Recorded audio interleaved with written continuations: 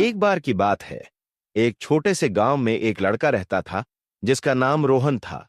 वह बहुत ही शरारती और जिद्दी था और अपनी मां की बात नहीं मानता था।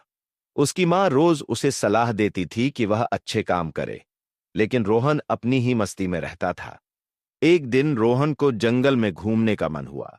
उसकी मां ने उसे जंगल में अकेले न जाने की सलाह दी, लेकिन रोहन ने उसकी बात नहीं सुनी। वह अकेला ही जंगल की ओर चल पड़ा।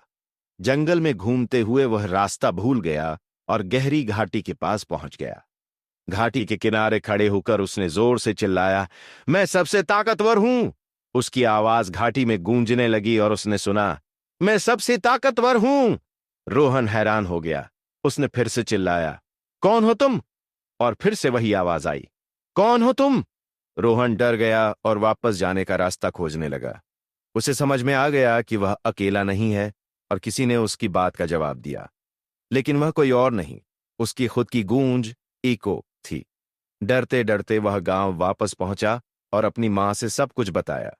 उसकी मां ने समझाया, बेटा, जैसा तुम कहोगे और करोगे वैसा ही तुमको वापस मिलेगा। अगर तुम अच्छा बोलोगे तो अच्छा ही सुनने को मिलेगा। इसलिए हमेशा दूसरों से अच्छे से बात करो और सही काम करो। रोहन ने अपनी मां की बात समझ ली और उस दिन से उसने कभी किसी को चोट पहुंचाने या गलत बात कहने की कोशिश नहीं की। वह एक अच्छा और समझदार बच्चा बन गया।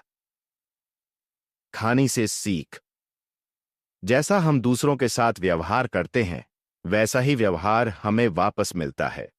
इसलिए हमें हमेशा अच्छे और दयालु बनना चाहिए।